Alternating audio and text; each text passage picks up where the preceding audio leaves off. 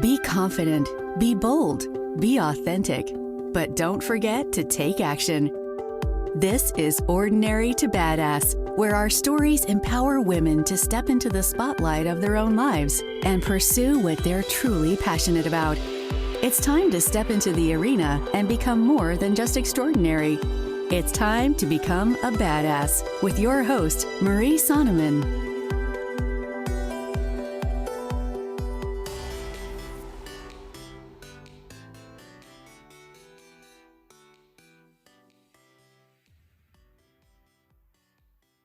Welcome to Ordinary to Badass, episode number 153. In this episode, you're going to hear from Michelle Lauren Anderson. And Michelle was a burn victim. At 2 years old, she had 91% of her body burned. She is such a badass and is so inspiring. So she's now become an advocate for people with disabilities, for burn victim survivors. And there are so many good takeaways here. Before we get to the episode, I gotta ask you, do you love the Ordinary to Badass podcast? If you're loving these interviews, I would be so grateful if you shared it with a friend. There's 3 little dots on your phone on the episode, and you click that and then you click share episode. So share it with another badass woman that you know would appreciate it, or go onto iTunes and leave a 5-star rating and review. That helps other badasses just like you to find the show. And then I would be so grateful if you took a screenshot and sent it to me on Instagram at Ordinary to Badass and shared it with me so I can say thank you. Every review helps. Okay, let's get to the episode.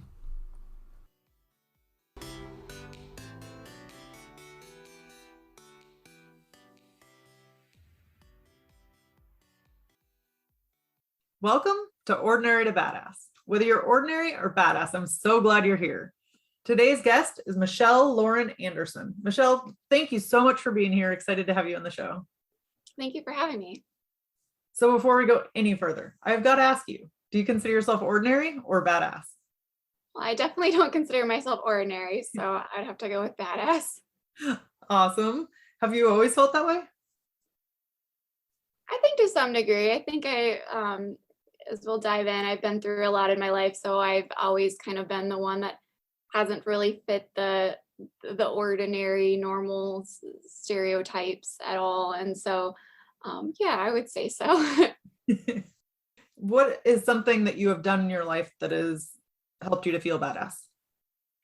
I would say my passion for horses has been the biggest influence in my life that's helped me not only overcome the burn injury I survived at the age of 2, over 91% of my body, but also develop goals and a passion and an outlook, and also drive to succeed in my career and other areas. So I would say my passion for horses has been the biggest influence in my life to help me become badass.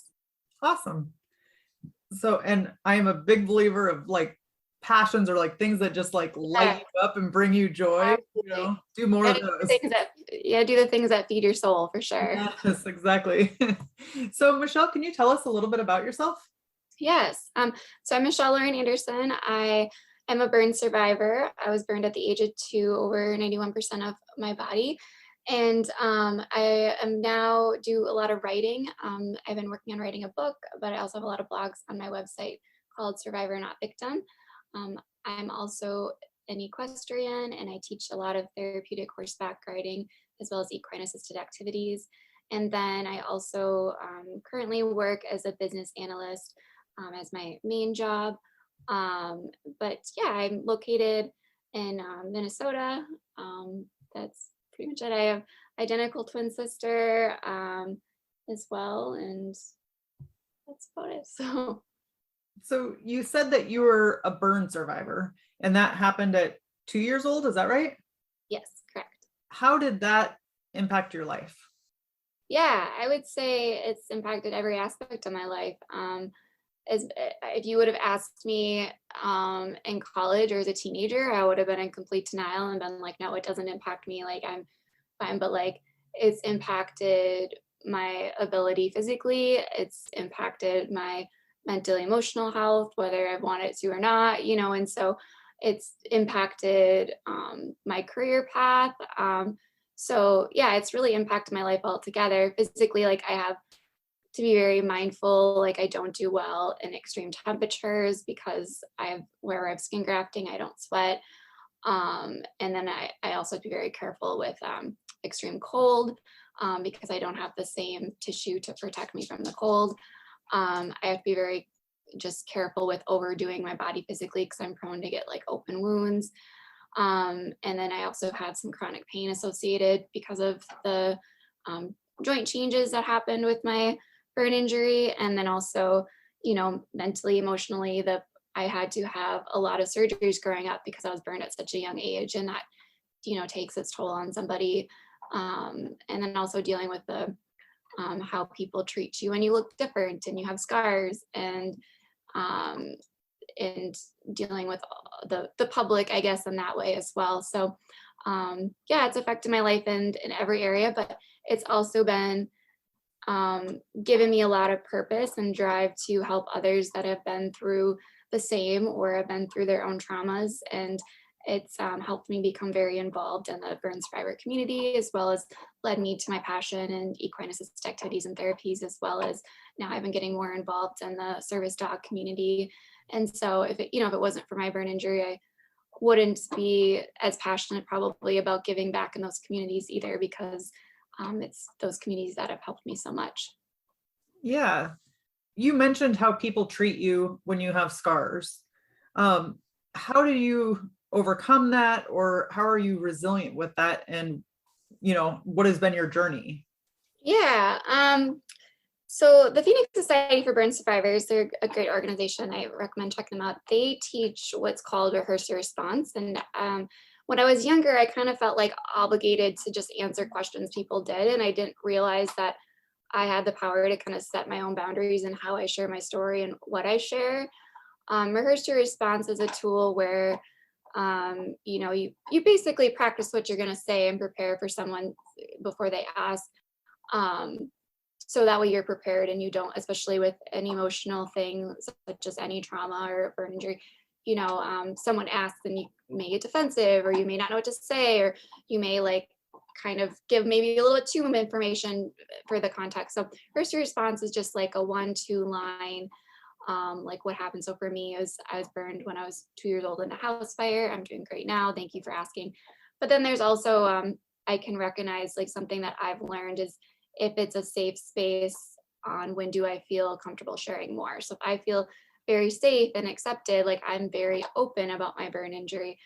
But if I can tell people are like judgmental or like very prying or this, then I can tell I kind of close off. And so that's something that I've learned over the years, is recognizing, okay, when is this appropriate? Like, what is the setting? Is this in a personal relationship, professional?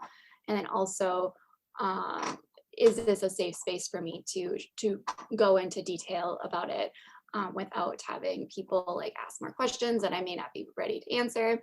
So recognizing my own boundaries with that as well. And I recently trained my dog Eli sorry if you can hear him chewing a bone.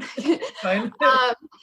To be my service dog, and I ended up having to do the same thing, getting ready for like, okay, what is the public how are they going to respond to that? Because people don't necessarily know how to respond to service dogs all the time. And so preparing myself to be prepared to answer the questions, and what do I, what would I tell a coworker versus what would I tell a stranger at Walmart versus what would I tell one of my close friends at the horse barn I ride at. So Right. I think that's the biggest thing that I've learned with working with, people where I may not know them, is figuring out, okay, when do I feel safe and what boundaries do I want to set with like how I share it, and recognizing that like I don't need to share my whole story with everybody, and honestly not everybody wants to hear the whole story either. And so recognizing that, and knowing what boundaries I set with myself on when and how to share, so. Yeah. And I think that can be helpful for all of us, because a lot of times in life we have these situations and these things that happen and we don't know how to tell other people about them, or if other people ask, we don't know what to say. So it could be nice to you could think of your own response ahead of time for the different type of people. And I think that could be helpful for some of life situations. Yeah, I think something that was really empowering too for me is learning. And I recently wrote a blog. It's not published yet. I'm not sure when it will be published yet because the Phoenix Society will be publishing it. But I wrote one about reauthoring my story, and it was me as I came into adulthood, learning like what my story was versus what I was told what happened to, and also like empowering other burn survivors is you get to control the narrative of your story and your voice in that. And I think as a childhood burn survivor, I very much like I was told what happened to me. And so I repeated that. And so as an adulthood, I got to like, there was a sense of like, and this is, I think, partially why I become so passionate writing about like learning like what my true story is and taking ownership of that. And, and also recognizing like, okay, what do I want to share? What am I not quite, maybe this audience isn't the best to share this piece with, and recognizing that too. And so, controlling the narrative of that. So OTBers, you heard it from Michelle. You get to control your own narrative. So just because you were told something as a child doesn't mean that you can't change that now. So I think that's powerful. yes. How did your family shape you during all of this? Yeah, absolutely. That's a great question. My mom's been a huge influence in my life. My mom actually, she was a nurse at the time of my burn injury, but she wasn't a burn nurse. She later became a nurse on the burn unit. So she became a nurse on the burn unit to seek out the best care for me and like learn the most she could. And she worked on the burn unit for 12 years. And so my mom was my personal nurse basically growing up. And so that really affected me because I didn't spend nearly as much time in the hospital compared to most people that would have, if the people that I know that have gone through a burn injury, like I didn't have to go in for the smaller dressing changes because my mom was able to do them. And she also was my number one advocate in making sure that I got the right care. And because I was burned at such a young age, I needed a lot of surgeries throughout my life, and because my skin didn't really grow with me. And so if we would have waited to like adulthood to have those, I would have already lost my mobility and range of motion. And so she was very proactive in making sure I got the care at the right time and advocating for me, which I know is not easy. And like now as an adult having to do my own advocating, it's very hard, and then I have an identical twin sister, and she's been a wonderful support. She's been by my side through it all. And then I also have 3 step siblings and my stepdad. They've been a huge support, been by my side. My dad and mom driving me to horse shows as a teenager growing up to surgeries, and over this last few years, my step siblings have been a wonderful support with some mental health implications of my burn injury I've been having, because I've been through a lot of medical trauma. COVID being directly a medical trauma thing, it's brought some of my past traumas back. So my family's been a huge support in helping me through that and work through that those pieces as it's come up. So I wouldn't be where I was without my family, for sure. So I know this happened to you at a young age, but people don't always know how to react to trauma, or when somebody else has a big trauma in their life. What has been the most supportive thing for you that your friends or family have done? Yeah, I think the biggest thing, I think it changes in different points depending on what your needs are. But I think my biggest thing is I can say is just being there for somebody. I think we always want to try and like fix someone or change this or give them advice and really, like, I think of when I've had surgeries, just having someone there made all the difference, and even now, like, knowing that I'm not alone in this, makes a big difference. And so I think that's the biggest piece of like supporting someone through traumas. I think sometimes we get in their head like, oh, I want to like fix this or help them through this, but like really just knowing that they're not alone in it and being there for them. And that may look different for everyone, but recognizing that what they need may not be like what you want to give right away. Like you may want to give them all this advice and all this, but they may not be in the position where they're ready for that or they can do that. Maybe what they need is a friend just to talk to, or maybe they need someone to help mow their lawn. Like, and so recognizing what that support is, like I know when often I had surgeries, a lot of people were there, like when I would have a surgery, but I was too sick and overwhelmed with the surgery to even recognize it. But then like 2 weeks later, when I was feeling a little bit better, that's when I really needed the support and people weren't really there because they forgot about it. And so, and that's just the way life is. But I think recognizing that support's long term, it's not like a one time thing, and then making yourself available and actually following through with it. Because a lot of people will make themselves available and then they'll be like, nope, not actually here. And Yeah. but I think the biggest thing is just being there and listening, and not trying to like fix or push. I know I used to feel like as a teenager and when I was a young adult, like I felt like nobody understood me because of everything I went through. And I came to a realization that like, okay, people aren't going to understand because they haven't been through what I've been through, and that's okay. And really what I was searching for is not understanding or perceived understanding. It was really just acceptance for who I am and was. And so I think accepting someone for they are, even if you don't understand, and not saying I understand if you don't understand, because you don't understand, you're not helping. Right. There's no way I can understand, someone's exact experience through their unique trauma either. I can empathize with them, I can try to understand, but I'm not going to know their exact emotions, exact things. I think it's very common for us to be like, oh, I understand, and it's like, but no, you don't. So I would say being there for them, accepting them where they're at, and just listening are the biggest ways to support someone through trauma and trauma recovery. No, I definitely think that that's a huge thing. And I can easily fall into the give advice thing, but like, it's like, why? Yeah, well, it's hard not to. Like I see myself like wanting to, and there are totally times when giving advice is important, but like recognizing when is that time and when is that time not. And for me, like I'm someone that's very, very proactive in my health and care. And so when people recommend things, it's like I've already tried that, like, or I've done so much. It's just kind of like, it just makes me shake my head. I'm like, if you would have known all the stuff that I've done to get to this point, like, and so like recognizing, like, is that person in a position to receive advice? Are they seeking advice, or do they just need a friend to be there for them? And and then sometimes support may be like, okay, maybe they need help, making phone calls for their appointments, or sometimes that may be support too. And so, recognizing what it is that they need support with, I think is important too. And also making sure that you're not trying to fix them. Nobody likes the feeling of being fixed. So Right.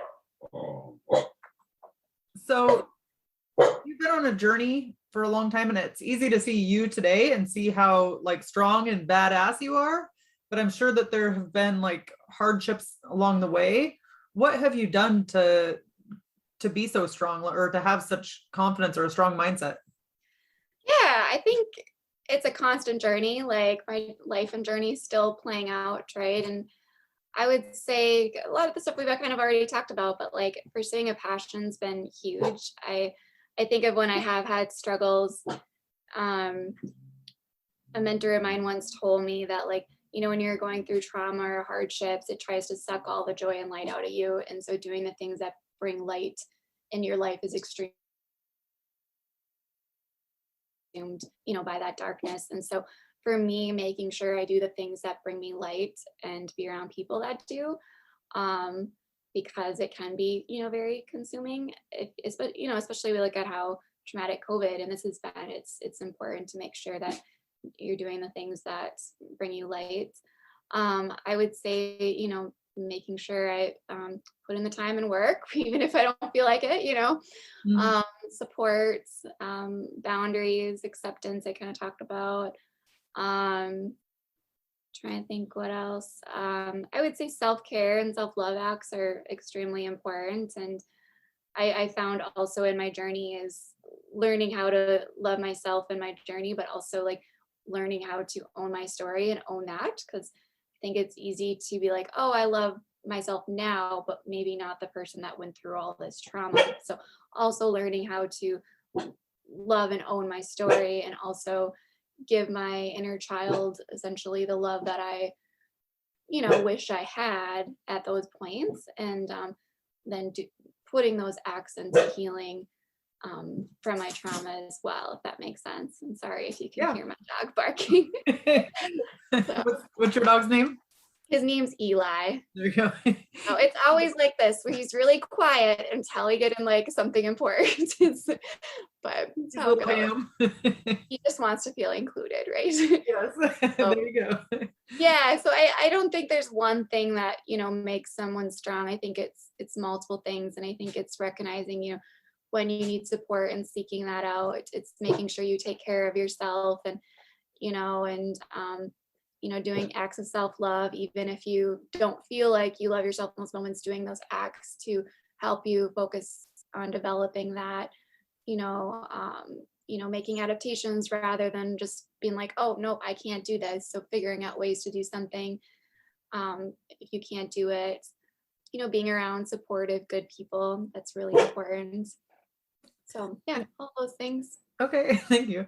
Like a lot, just gonna let out. But I know we talked before, we talked about like strength and how you thought that being tough was being strong in the past and that it's kind of changed. Can you talk about that a yeah, little bit? yeah, absolutely. So growing up, I definitely had like the tough it up mentality, um, like I thought being strong was kind of suppressing my emotions, toughening it up, and just like getting through it. And I mean, that's what I did do to survive, like going through surgeries and a lot of pain related to my burn injury. I appeared very strong, but really what it was is I was suppressing the emotions that I was feeling and just appearing tough. And I learned this as a young adult, that like there was actually strength in learning how to acknowledge and accept that my burn injury affects me. And because of that, I was able to make adaptations. I was able to share my story and help other people. I was able to get support and help in the areas that I needed to.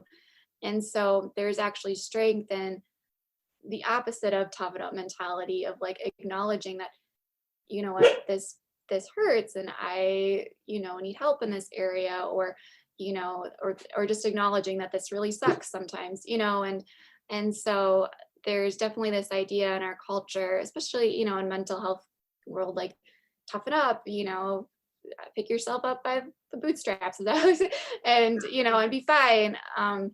Especially when it comes to trauma, people think that, but trauma leaves, affects us all, and whether we admit it or not, it does.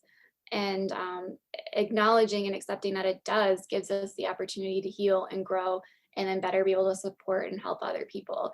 If we can't acknowledge it, we just suppress it and toughen up and be like, we're not acknowledging how it's affected us in the good and the bad, and all the different implications. And I think that's extremely important in our life, but also in order to heal from trauma. Because as an adult, I've learned that a lot of my trauma as a child was so suppressed, because that's how I learned how to survive, that now it's been coming up in adulthood. And if I would continue to have the toughen up mentality, I wouldn't acknowledge it and learn how to be like, okay, how can I heal and not let this affect me? It would continue to pull me down and probably trap me into it, because I would just try to power through it and not get the help that I needed or work through it. Yes, I'm with you. I definitely lived most of my life that way, and just like trying to be tough or just power through it, not feel the emotions, just go. And I think it works until it doesn't. Exactly. It works until it doesn't. It's definitely a survival. I think thing we learn out of survival, but I've learned in order to like thrive, you can't do that. And emotions are there for a reason too. And this is something that took me a long time to learn, is emotions are there. They're trying to tell us something, like when you have pain, it's trying to tell you something. If you're feeling anger, it's trying to tell you something. And we have a lot of toxic positivity in our culture too, that is very much kind of also is like suppressing these emotions. And it's like those emotions are there, and it's up to us to be curious on like, okay, what is this emotion trying to tell me? What is the deeper root of this, and so that I can heal from it and not have it like continue to affect me. And that's something that took me a long time to learn, because I, growing up, was like the master at repressing my emotions and not feeling pain, because it was too much to feel. So it's like I could have surgery and have this dressing change, and I can't really have pain medication because I have a lot of allergies. And so I got very good at suppressing emotions and suppressing pain, and that appeared very tough. And so when I started to feel, all of a sudden I didn't have this image of strong anymore. And according to, our society. And so I had to learn, like, how do I like allow myself to feel and heal and not suppress it. So it like, and it was definitely took a learning curve, but I remember kind of going through that journey of people having kind of the toxic mentality, like the toxic positivity mentality and the toughen up. And I was having a lot of anger about a surgery that I had. And, that anger wasn't bad. That anger was telling me that I was exhausted from always fighting, having to have surgeries and put my life.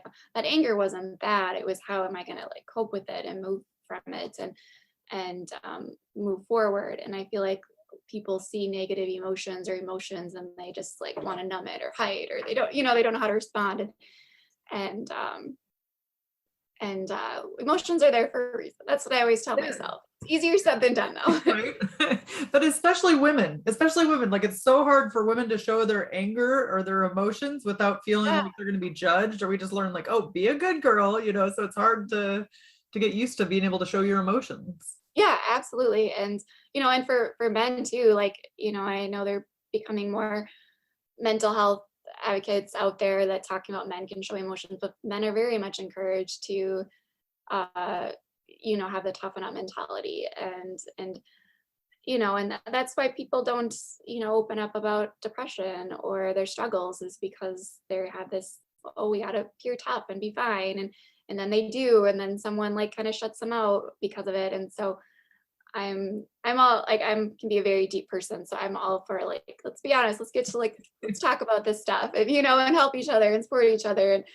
And people don't always want to do that. They don't want to have those hard conversations. They don't want to acknowledge that. And I know it's a very important part of healing from trauma. And also, I think living our best lives and thriving is being able to acknowledge our emotions and stuff. So Yeah, I think that's huge. Otherwise it's like the baggage, it just like piles on, or like the weight on your shoulders, it just piles on the more that you don't deal with it. And I'm, again, kind of like you said, like it's a journey. yeah, We will have to do what we have to do to survive in the moment, but once you're out of that maybe threat situation, then you could try to reevaluate. yeah, absolutely. Well, and a prime example is that is the reason why, like, I've noticed this being such a big influence in my life, is my way of coping as a child was suppressing and kind of dissociating. That's and so I appeared like this very strong, tough kid. And then the pandemic specifically triggered like complex PTSD symptoms, which I had small symptoms before, so that's how I could recognize it what it was, but it was never affected my life. But the way PTSD develops is a processing disorder, your ability to process the trauma, and essentially not allowing yourself to feel the trauma in the moment. Like, so it's like I'm having to go back and heal the areas that I couldn't as a child because I wasn't allowing myself to feel, and I had that toughen up mentality. So it caught up with me in adulthood, that and that's what I needed to do to survive in those Yeah. moments, because I couldn't feel what I need to feel then to heal. It would have been too much. I was just Painful. a child.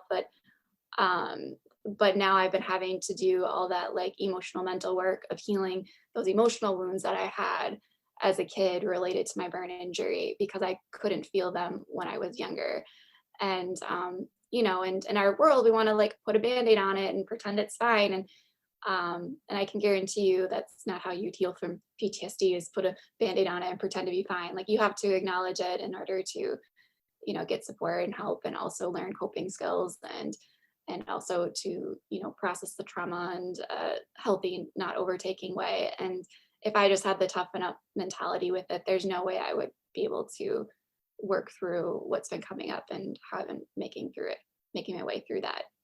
Yeah, and I think that kind of, to me, that reminds me, like, it's just like people say, like, they don't want to go to a counselor, they don't want to go to a therapist, that's weak, or that, only crazy people do that. It's like sometimes you need to seek the help that you need, or you can't get yourself over every single hump or every single obstacle that comes in the way. So it's not a bad thing to get help. I think it's actually stronger to get help when you need it. Yeah. And unfortunately it's really hard to get like good help too, but I think it should be a lot easier to get like good support and help. But it's just like if you think of like if I had an open wound on my side because of my burn injury, me ignoring it, saying toughen up, just be fine, like is not going to help the wound heal. Like I'm going to have to, and I learned this the hard way as a teenager, but like I have to go to the doctor and get um good dressings and give it self-love and self-care, and that doesn't heal, then it may need like surgery or skin grafting. But this it's the same applies to our mental emotional health too. Like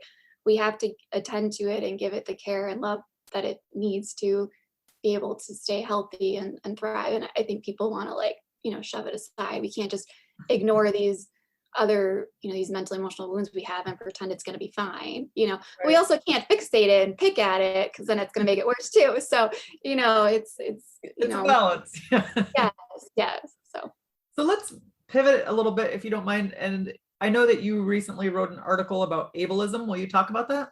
yeah. So this blog was inspired by like me kind of reflecting on my experience as a burn survivor, noticing how I was treated differently than other people, and also working in the therapeutic horseback riding. I worked with a lot of people with different disabilities, and just seeing how the volunteers that would come in would respond to the people with different disabilities, and kind of talk, you know, about them, or in the way they viewed them and stuff too. And so it just made it very apparent that we've come a long ways as a culture, but there's still a very evident difference in how people treat people with differences.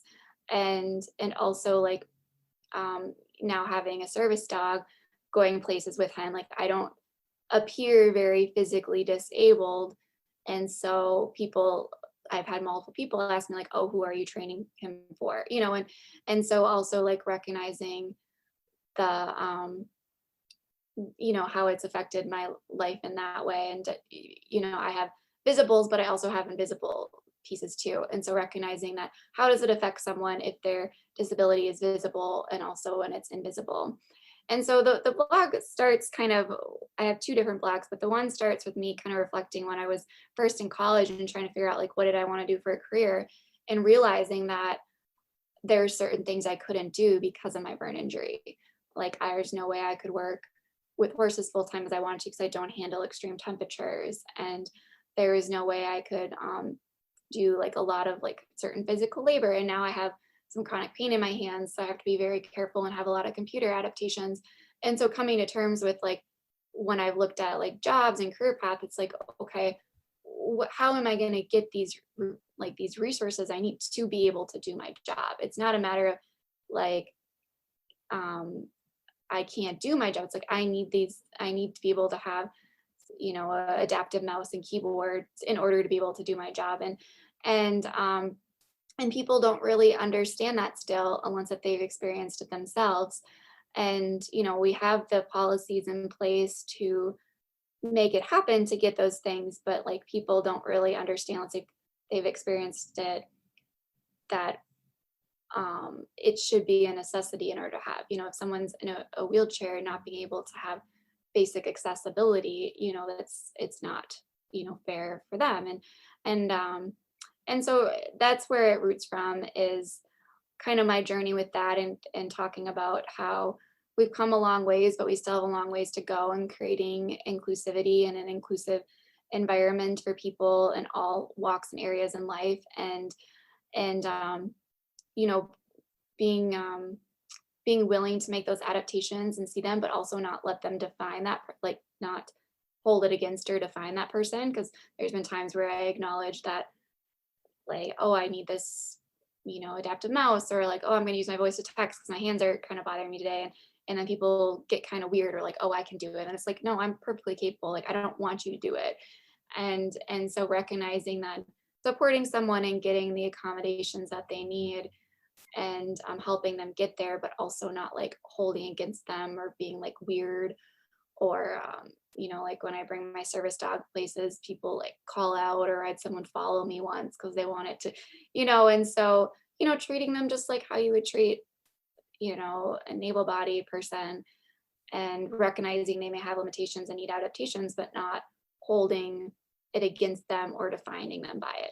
I know when I taught therapeutic guiding lessons, something I was always, and I still teach some lessons, but I don't as much as I used to, but something I was always very intentional about is making sure that the volunteers didn't define the riders by their diagnosis. And a lot of, like, I saw other instructors, they would be very open about the diagnosis, and I'm like, no, you don't necessarily need to know their whole diagnosis. You just need to know what adaptive reins do they need, what adaptive this, like, what resources do they need to succeed, and and their diagnosis may help you figure that out, but you don't need to like hold that against them. And I think that's something that we have a long way still to go in society, is recognizing that everybody has their own strengths and everybody has limitations. They all look a little bit different, and what do we as a culture need to help people be able to do a good job and thrive, and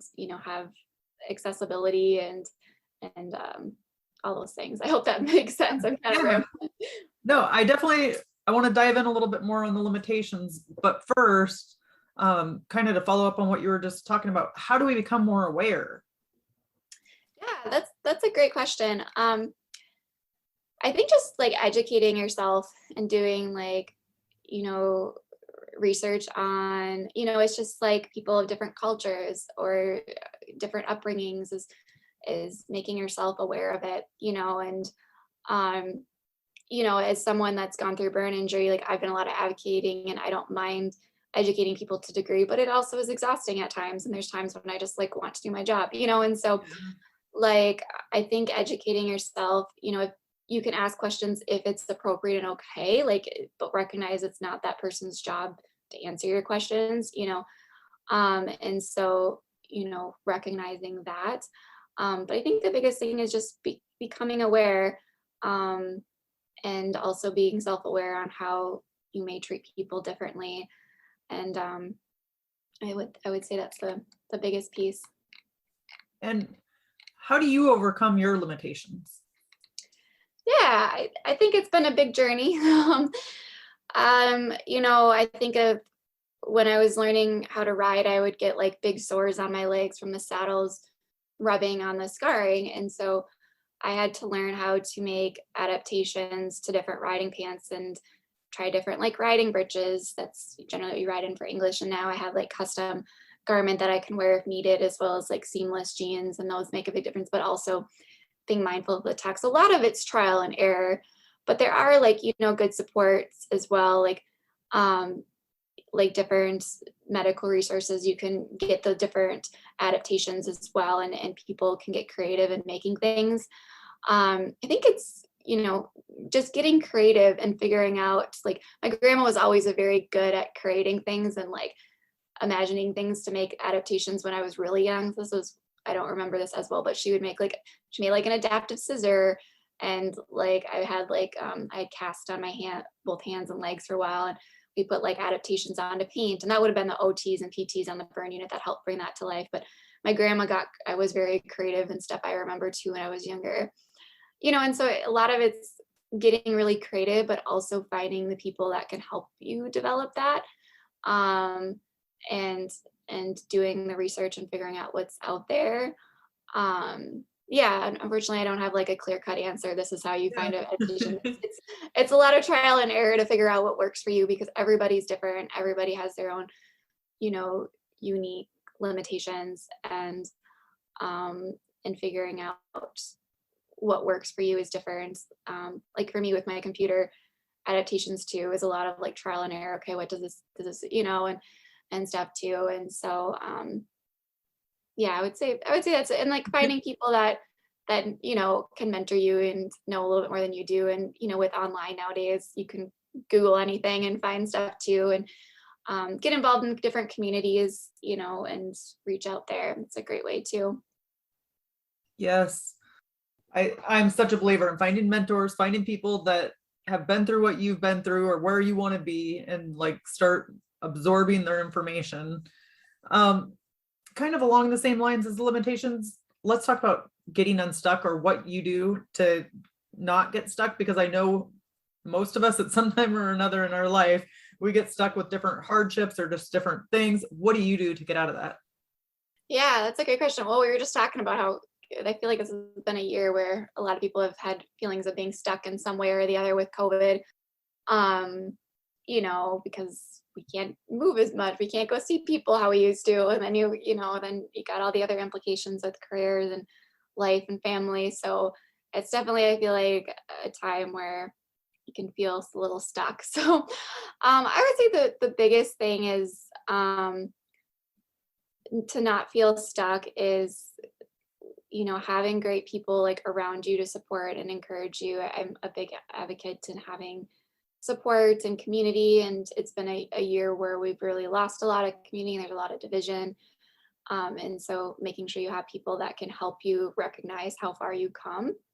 And I would say focusing on the lights, like for me, focusing on my passion's been a big thing when I have felt stuck. um, Doing small things each day that bring a little bit of light, even if I don't want to. Like, I know last year with COVID, when we were in quarantine and we weren't able to do much, like, I felt very stuck, and then I was having mental health stuff. So like I couldn't, do things that I normally would. Like I couldn't go to the store because surgical masks at the time was very upsetting and triggering for me. Now I can, but like, so I felt like very stuck, like, and but going to the barn, and I had a friend where we could socially distance ride together, and like that was like both of us that helped us feel not as stuck and move forward, and we were working towards a goal with our horses, and we were also had a sense of friendship too. We we're still staying safe and respecting each other's boundaries. So I think for me, like going back to passion, um, another piece too that I found is important to me is having faith in your journey, and that can look different for everybody, but recognizing that, I may be here now, but that my journey may look different. Um, and also I think doing small acts of self-care, and I think the small acts continually is what helps you get out of being stuck, and also looking within and figuring out like, okay, what are my values, where do I want to go, how does this fit into my life, and having people that can help you navigate where to go with that, I think is also very important. So, what led you to start speaking up about this or to create your blog and start talking about it? That's a good question. It kind of happened, I guess, a little bit slowly. Like I was not a good writer actually. Like when growing up and in college, actually writing was like my worst subject. And studying for my like bachelor's degree and stuff like that.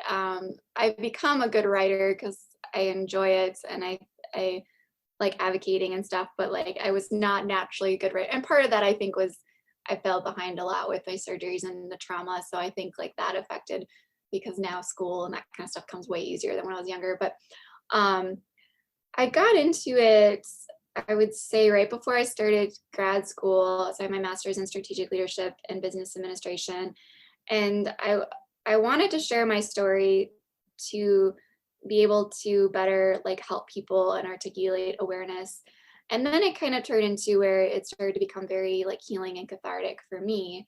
And so like my blogs are also like a way for me to kind of process my thoughts and feelings as well around the topic. So it started with like, I'm going to do this to help other people, and now it's kind of like, oh, this is I'm getting something from this too. I'm healing from this. And then it started with like, oh, I want to write a book on a story, which I remember when I was young thinking that it someday I wanted to, and I would try to journal and write like little things, but never worked out. And so it's been a lot of like self exploration and a lot of self reflection. And it's been very healing for me to figure out like, what is my story? Because I was so young. Like my story is not the day I was burned and that what happened. But that's what people want to hear. That's what people ask and that's what they think about. But that's not my story. My story is everything that happened after and how it's implicated my life and what I've done since then. And so I think that's been a huge influencer in my writing, is that I found when I started writing is everybody wanted to put me in this box, like, this is your story. And I'm like, no, this isn't, this is. And so like being like, no, this is my story. I And love so it.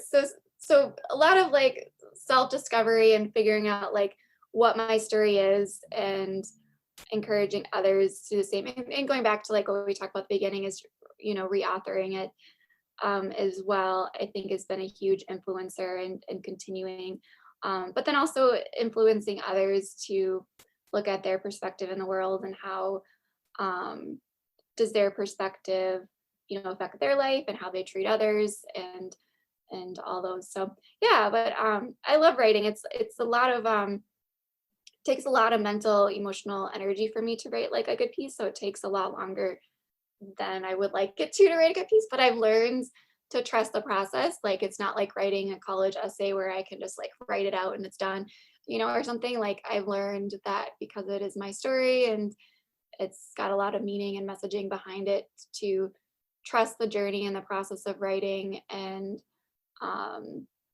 yeah, and so with my book, like I'm not sure when it'll be published yet, but I've learned I got to trust that journey, because if I would have tried to publish it 3 years ago, I can guarantee you it would not be the same book now as Yeah. what it is now, because it's still, I can recognize it's still being written in my life. And so, um, yeah, so I guess long answer to your question is, it started with the effort to share my story to help others, and it's turned into, this is very cathartic and healing for me, and also a way that I can spread awareness and and help others also understand.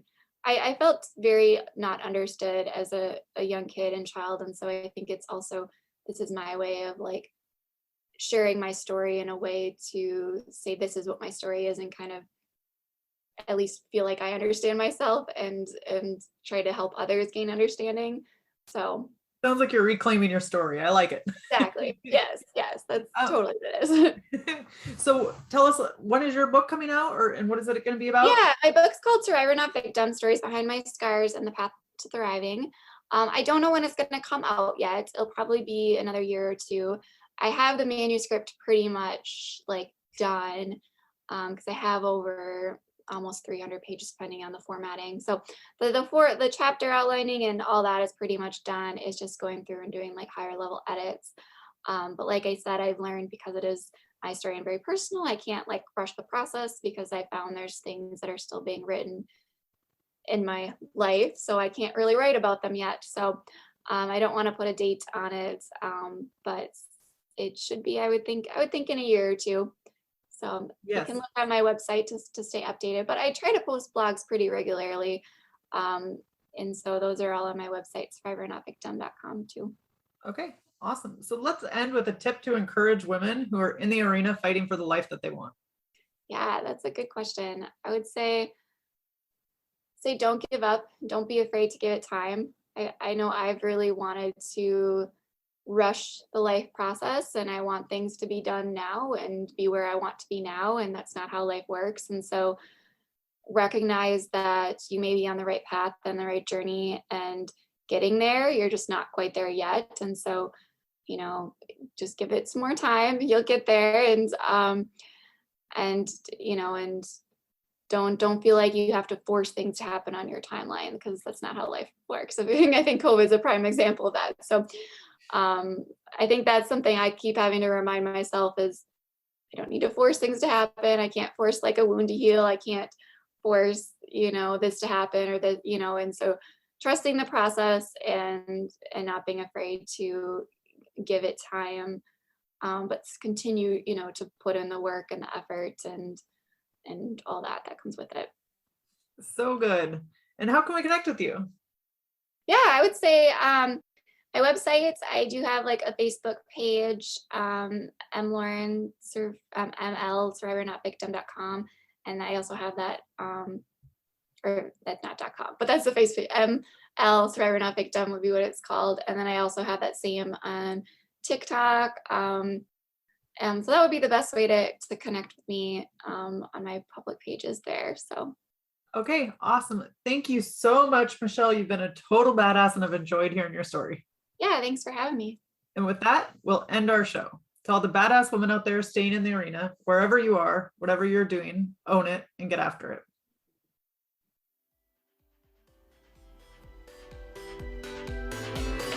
Now that you've listened to this episode of Ordinary to Badass, we want to hear from you.